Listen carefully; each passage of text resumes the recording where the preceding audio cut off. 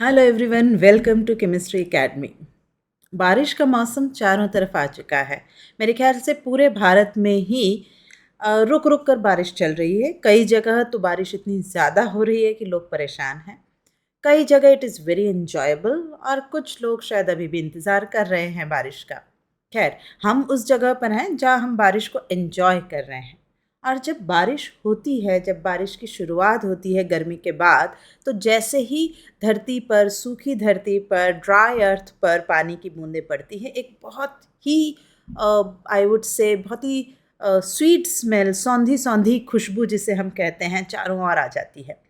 बारिश आने से पहले ही वो खुशबू आपको बता देती है कि बारिश आने वाली है या आसपास कहीं बारिश हो रही है। और जब ऐसा मौसम बनता है तो हम सबको किस चीज़ की याद आती है? मैं जानती हूँ आप में से ज़्यादा लोग कहेंगे गरमा गर्म पकौड़े या फिर hot coffee, hot T.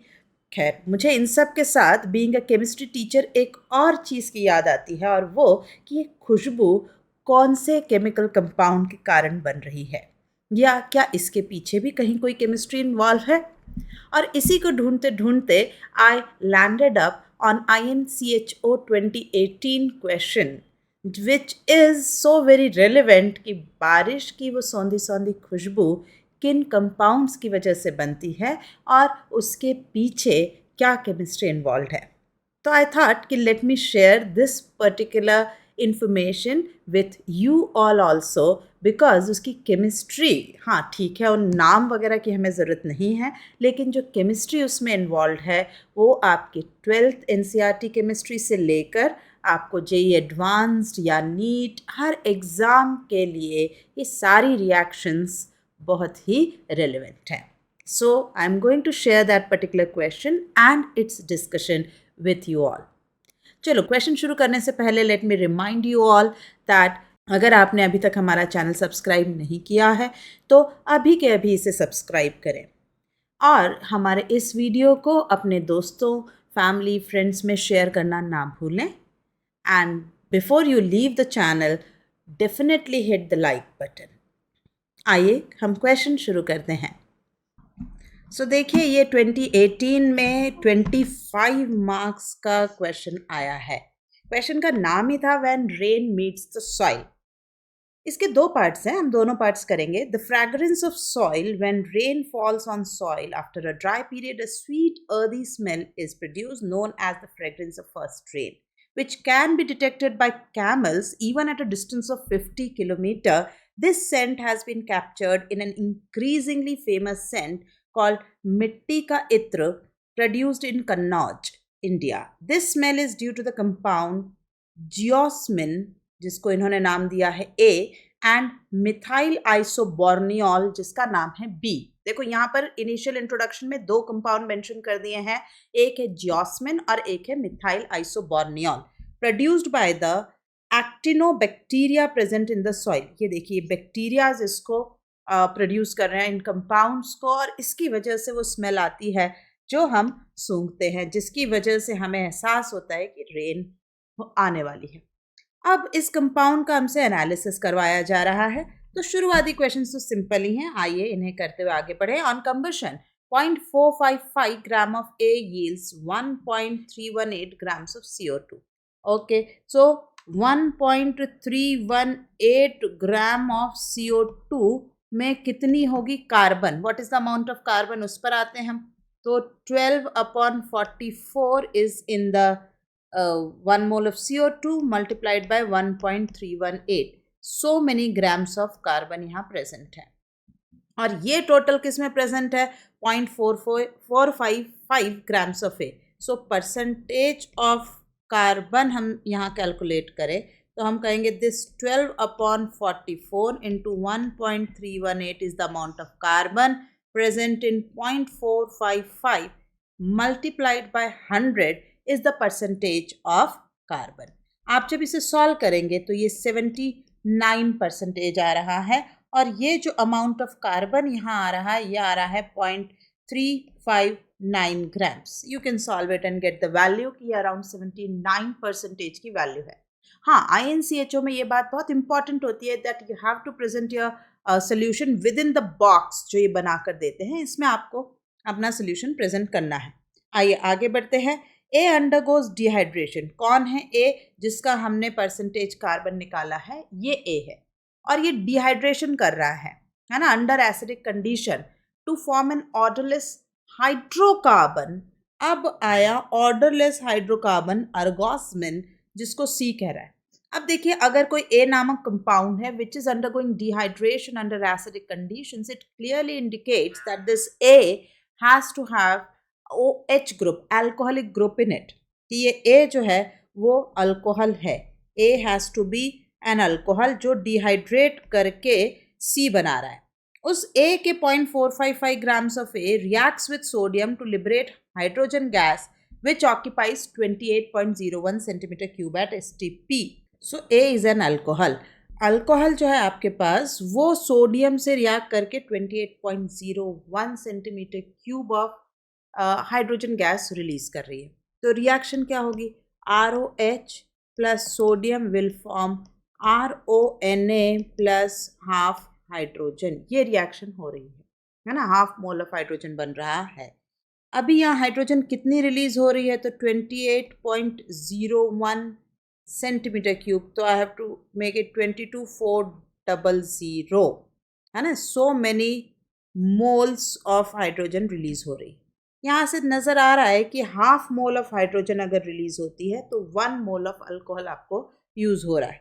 So what is the mole of alcohol used? जो मोल ऑफ अल्कोहल यहाँ पर यूज्ड हो रहा है वो है, so molecular weight of alcohol will be 0.455 upon 28.01 into 2 into 22400। अब INCHO में आपको कैलकुलेटर अलाउ होता है, आप वहाँ यूज़ कर सकते हैं।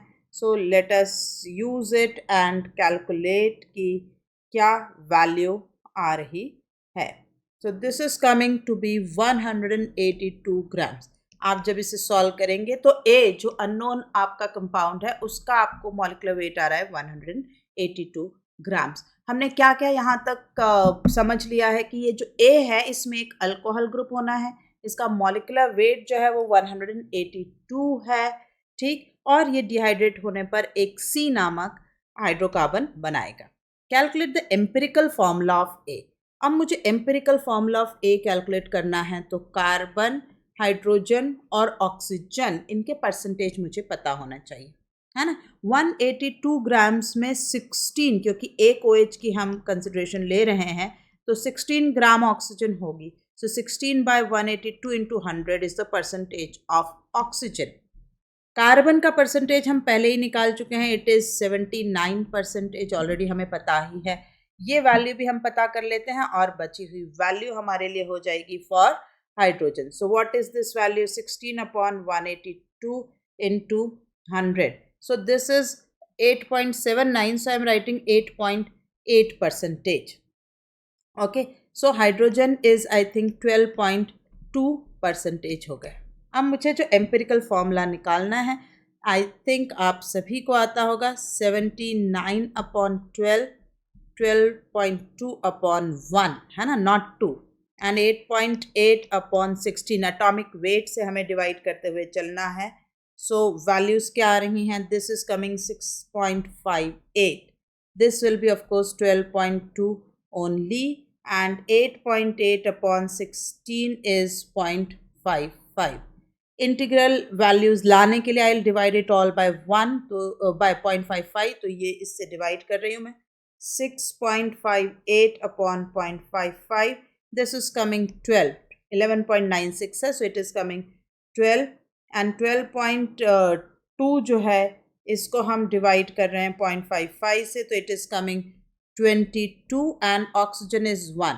सो आंसर जो एम्पिरिकल फॉर्मूला पूछा गया है वो हो गया है C12H22 एंड O। ये फार्मूला हमें पता चल गया कि इसके अंदर 12 कार्बन्स होने हैं, ठीक। ए के अंदर 12 हैं और ए को डिहाइड्रेट करके हम सी बनाते हैं, उसमें भी 12 ही रहेंगे, कार्बन तो उतने ही रहेंगे।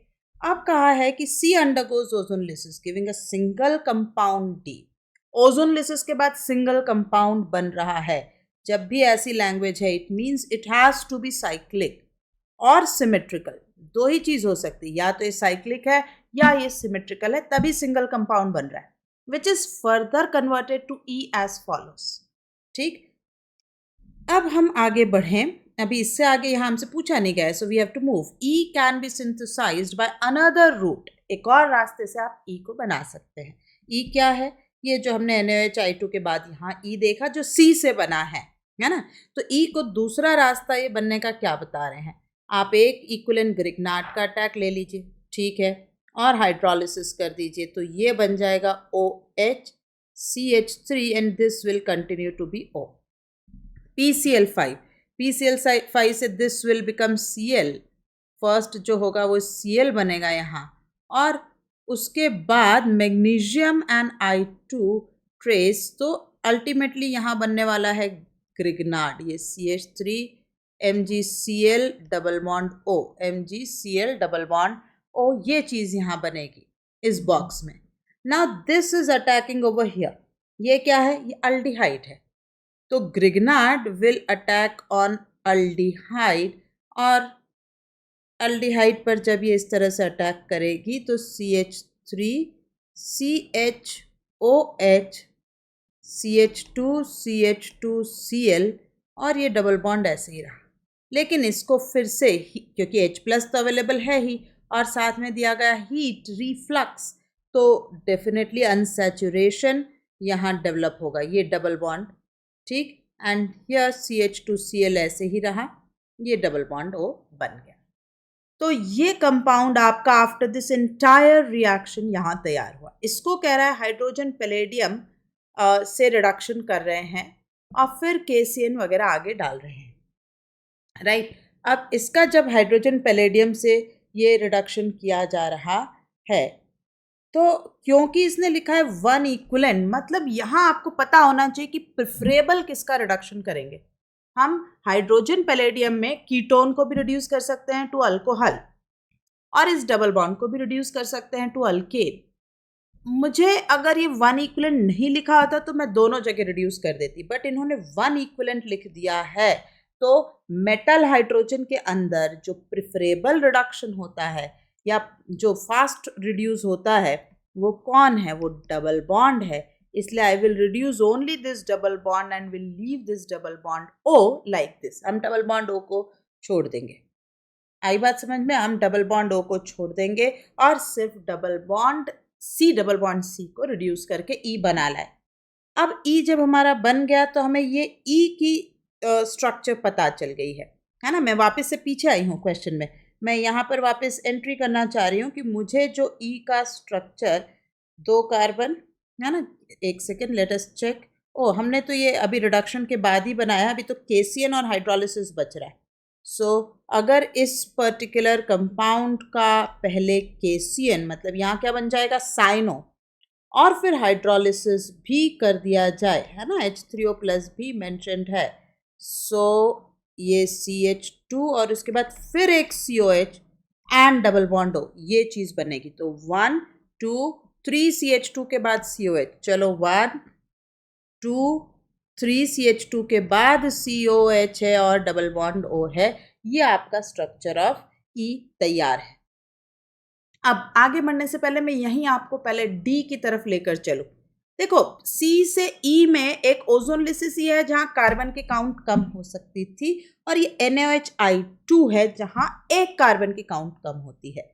ये NaOH प्लस I2 वाली रिएक्शन कौन सी है? ये हैलोफॉर्म रिएक्शन है। और अगर ये हैलोफॉर्म रिएक्शन है तो हैलोफॉर्म रिएक्शन कौन देता है? ज़रा इसे याद करें। हैलोफॉर्म रिएक्शन जो है ये मिथाइल कीटोन्स देते हैं। कीटोन्स, ठीक है, अल्कोहल्स भी देते हैं। ओजोनलिसिस है ना, इसलिए हम कीटोन्स पर ध्यान देंगे, तो मिथाइल कीटोन्स देते हैं। तो इसका मतलब है कि ये जो एसिड बना ये ऐसे किसी कीटोन से बना होगा, ठीक। So this should be your structure of D। अगर ये E है, ये इसके हैलोफॉर्म से बना है, तो आपको D का स्ट्रक्चर पता चल गया, क्योंकि ऐसे स्ट्रक्चर से आप यहाँ हेलो फॉर्म कराएंगे और ये COH आ जाएगा। चलो, अब आपको जब दो कीटो मिल रहे हैं और इनका कार्बन काउंट एक बार जरा चेक कर लेते हैं। 1 2 3 4 5 6 7 8 9 10 11 एंड 12। ओके, तो डी में भी 12 के 12 ही कार्बन है, सी में भी 12 कार्बन थे। ये देखो ऊपर अपन ने कर रखा है ना 12, ये डिहाइड्रेशन के बाद इसी के डिहाइड्रेशन से सी बनेगा, तो वाटर जाएगा डिहाइड्रेशन में, कार्बन तो जाएगा नहीं। तो जितने ए में है उतने सी, जितने सी उतने में डी। इसका मतलब है कि सी इज साइक्लिक। यहां से आप सी का स्ट्रक्चर प्रेडिक्ट कर पाओगे। चलो करते हैं 1 2 3 4, 1 2 3 4, ये हो गया 4, और ये यहाँ डबल बॉन्ड से कनेक्टेड है और इस पर एक CH3 एक्स्ट्रा है। ये बच्चों आपका सी आ गया। बैक एनालिसिस से चल के हम सी तक बढ़िया से पहुंच गए हैं। What is the structure of C? This is the structure of C. ठीक, एब्सोल्युटली क्लियर। सी आ गया है हमारे पास। मेरे ख्याल से हमारे पास डी भी आ गया है। ये डी हमारे पास बन चुका है, ई आ चुका है। चलो बढ़ते चलते हैं। तो हमारा क्वेश्चन नंबर 2.4 तैयार हो गया। हम यहाँ फिल कर देते हैं कि डी जो हमारा बना था वो था double bond O, 1 2 3 double bond O, ये आपका डी बना है। और सी जो आपका बना है वो अल्कीन ऐसी बनी है। तो ये सी और डी तक हम पहुंच गए। ठीक है, बढ़िया बात। अब कह रहा है कि कोई ए है, इनिशियल कंपाउंड ए से ही शुरुआत हुई, ए के डिहाइड्रेशन से ही हम सी पर आए थे। A has 3 chiral centres. बढ़िया बात। Draw all possible structural isomers, कोई स्टीरियो की बात नहीं करी गई, of A consistent with the above information. And और भी क्लियरली मेंशन है कि no stereo isomers are required, सिर्फ स्ट्रक्चर के बारे में बात करें। कर लेंगे। हमको सी पहले वापस से एक बार लिख लेना चाहिए, क्योंकि सी जो बन रहा है वो डिहाइड्रेशन ऑफ ए से बन रहा है ना। तो ये कंपाउंड सी जो है ये ए के डिहाइड्रेशन से बनता है। तो किन कंपाउंड्स के डिहाइड्रेशन से ये बन रहा है वो हमारे पॉसिबल आंसर हो सकते हैं। आइए बनाते हैं। तो ये बन सकता है bye dehydration of this compound. So this could be the structure of A, and let us check। उसने कहा है ना कि 3 chiral center होने चाहिए, हैं क्या? 1 2 3, हाँ सही है। It should have 3 chiral center। तो मैं ऐसा स्ट्रक्चर नहीं बना पाऊंगी जिसमें 3 chiral centers नहीं आ रहे हों, वो मेरा गलत हो जाएगा। So अगर मैं ऐसा बना लूँ, ठीक, तो 1 2 and 3 ये भी है। So ये दो चॉइसेस, ये दोनों जो हैं ए के लिए पॉसिबल स्ट्रक्चर्स हो सकते हैं। इन दोनों से हम गिवन सी तक पहुंच रहे हैं। So these are the possible structures for your A structures as asked in the question. अब आते हैं हम नेक्स्ट पार्ट पे। ये हमारा पूरा पार्ट 1 जो है 2.5 तक खत्म हुआ। अब हम 2.6 की तरफ जाएंगे, लेकिन कुछ और इंट्रोडक्शन हमें दिया है। The cactus family of plants grows in extremely hot and dry condition, है ना।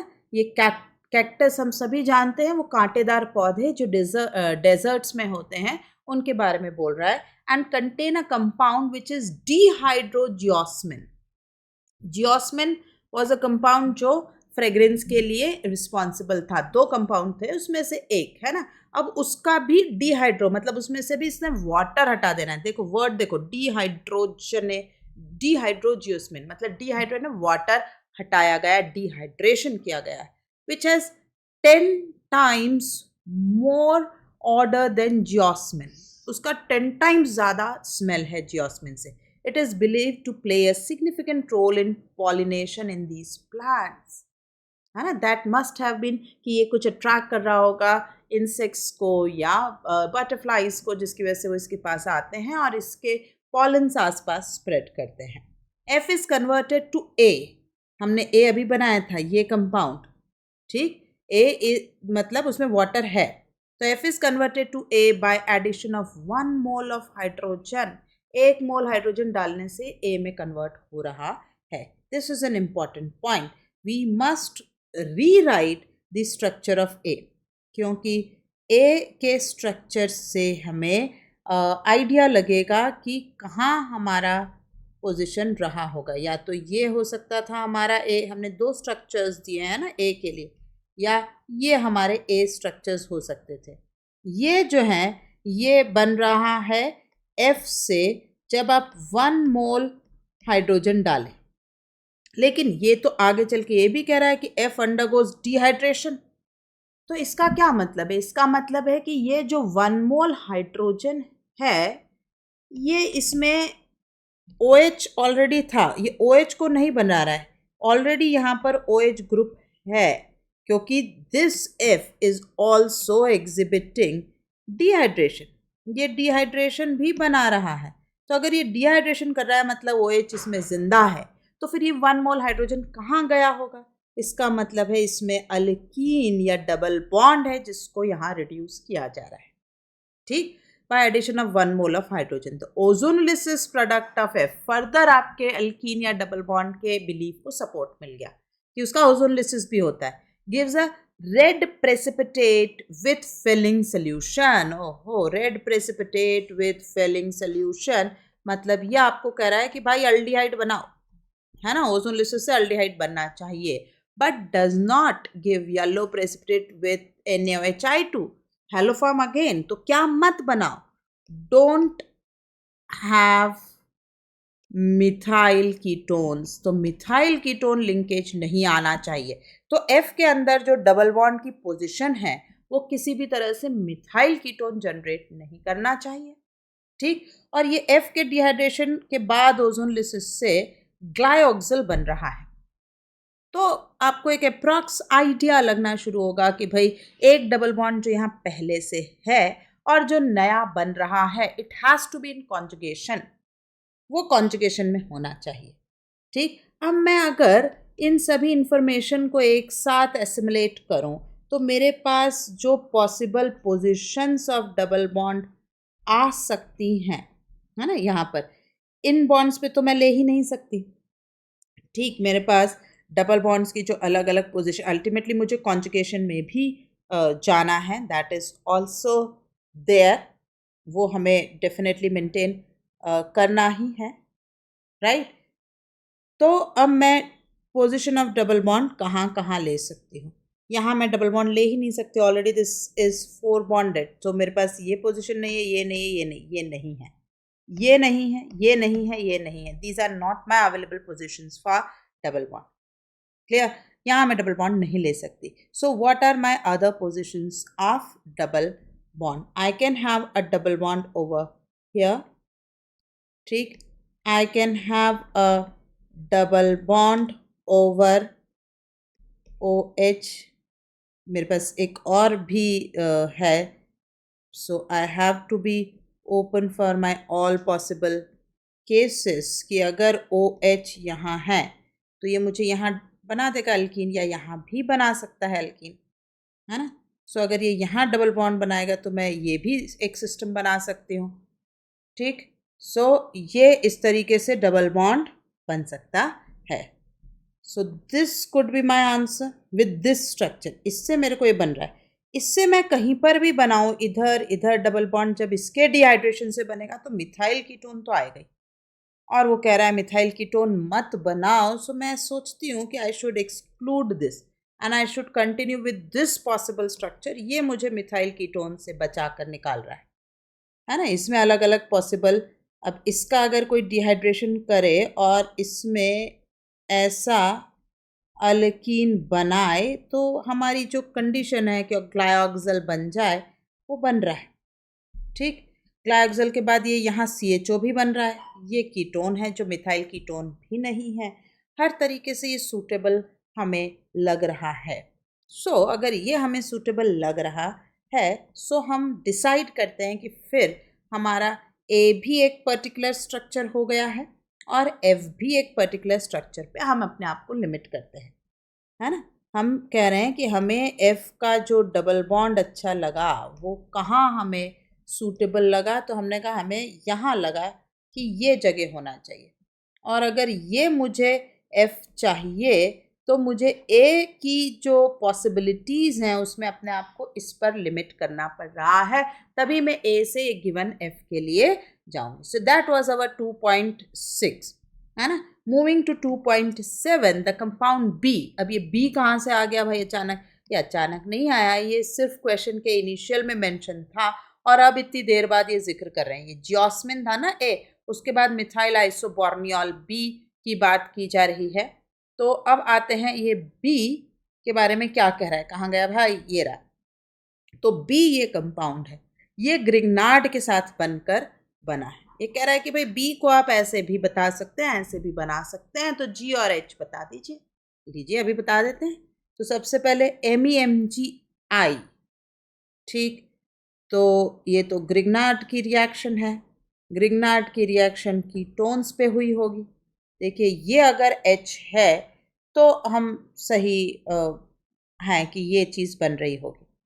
इसको आप ऐसे भी रिप्रेजेंट कर सकते हैं. देखिए ये 1 2 3 4 5 6, 1 2, ये 3 4 5 6. ठीक है. और 4, ये क्या इसको भी नंबर करूँ ना, तभी तो आप इजीली इसको रिप्रेजेंट करेंगे. तो 4 से आपका एक ये मिथाइल निकला. 1 और 4 are connected by this type of bridge. तो ये आपका H का स्ट्रक्चर एकदम बढ़िया से जस्टिफाइड है. अब आई बात G से H आई है भाई. G में क्या कह रहा है? G forms an anhydride easily. Anhydride है मतलब कार्बोक्सिलिक एसिड है, तभी तो अनहाइड्राइड बनने की बात कर रहा है. तो G एक अनहाइड्राइड है, बना सकता है, मतलब it is a dicarboxylic acid. और ये कौन सी रिएक्शन है भाई? COH twice excess of heat. ये है dry distillation of calcium and और barium salt of carboxylic acid. Cyclic system बन रहा है ना. Cyclic system. आपने नॉर्मली इस रिएक्शन को ऐसा देखा है. देखिए COO RCOO, इनके कैल्शियम सॉल्ट, इनको ड्राई डिस्टिलेशन CaCO3 चला जाता है. RCOR इस रिएक्शन का ही यूज कर रहा है. अब इस रिएक्शन का यूज कर रहा है पर ये साइक्लिक सिस्टम के अंदर यूज कर रहा है. तो मुझे अब उस डाइकार्बोक्सिलिक एसिड तक पहुंचना है. तो कैसे जाएंगे भाई डाइकार्बोक्सिलिक एसिड तक? ये तो कीटोन यहाँ बना है, तो ये चीज़ जुड़ी तो नहीं है इनिशियली. ठीक है, तो अलग है. तो क्या है? CH2, ये 2 डाला आ गया, ये 3 है ना. यहाँ तो एक COH डाल ही दिया जाए, एक कार्बन कम हो जाता है ना, तो 2 3 यहाँ पर एक COH लगा देना चाहिए एक के बाद. व्हाट डू यू से? करके देख लेते हैं ना. अब इसका कैल्शियम सॉल्ट यहाँ बनेगा और फिर CaCO3 हटेगा तो ये इससे जुड़ जाएगा. Perfect. Yes, this is what the answer should be, है ना. ये हमारा आंसर होना चाहिए for the structure of G. ठीक, इसको मैं थोड़ा और ढंग से लिखूं जो आपको समझ क्लियरली आए. ये हो गई अब हमारी रिंग 1 2 3 4 5. इस बार ये 5 मेंबर रिंग है. 5 पे मिथाइल है. ठीक, 1 पे CH2COH है, CH2COH है, और 4 पर COH है. ये आपका स्ट्रक्चर ऑफ G है. ठीक, तो आपने क्या नए नए कंपाउंड सीख लिए. देखिए आपने कुल मिलाकर मेन चीज़ें वही रखी है कि कैसे केमिस्ट्री चारों तरफ हमें इन्फ्लुएंस कर रहा है. तो ये एक छोटा सा क्वेश्चन है आपको ये याद दिलाने के लिए कि केमिस्ट्री अगर आप आँख खोल के देखें तो आपके चारों ओर बिखरा पड़ा है ना. याद है वो डायलॉग, मुन्ना भाई MBBS सब कुछ केमिकल लोचा है? वो बहुत सही और बहुत एप्ट डायलॉग है. And it is in fact quite true. आप आसपास देखेंगे और एक बार केमिस्ट्री की नज़र से देखेंगे तो you can never ignore chemistry around you. आप सुबह जब बिस्तर से उठकर अपने कदम स्लीपर में डालते हैं, वहाँ से लेकर शायद मैं ये कहूँ सोते समय तक तो वो भी कम है, क्योंकि even when you are sleeping you are somewhere down the line using chemistry in your sleep too. Sound sleep is also a case of chemicals. ठीक, so this is just one small example of our appreciation towards the nature and the chemistry. And for this, we are very thankful to HBCAC for framing such wonderful questions जो हमें actual nature की chemistry से जोड़ती है। So thank you HPCSE for your wonderful work in chemistry. चलिए फिर मिलते हैं ऐसे ही किसी मज़ेदार कॉन्सेप्चुअल क्वेश्चन के साथ अगले वीडियो में। ठीक, लेकिन हाँ, जाने से पहले आप लाइक बटन प्रेस करना नहीं भूलेंगे, और अगर आपने अभी तक सब्सक्राइब नहीं किया है तो definitely subscribe our channel, share it with your family, friends, your students, whosoever you can, help us grow. हाँ, एक चीज़ और आपको याद दिलाऊं, अगर आप J24 या 25 के एस्पिरेंट्स हैं तो आप हमारी ऐप डाउनलोड करिए और उनके कोर्स देखिए। आपको चैप्टर वाइज हेल्प से लेकर फुल 2 ईयर के कंप्लीट सिलेबस कोर्स तक सब कुछ मिलेगा। आप ऐप पर आइए, और अगर आपको कोर्सेज से लेकर कोई भी डाउट, कोई भी कंसर्न हो तो feel free to ask us, either through chat box और थ्रू कॉल्स, या फिर आप हमें मेल भी कर सकते हैं। हमारा टेलीग्राम चैनल, इन सभी की लिंक्स आपको हमारे डिस्क्रिप्शन में मिल जाएगी। चलिए तो फिर दोबारा मिलेंगे नेक्स्ट वीडियो में। Till then take care, bye bye, thank you.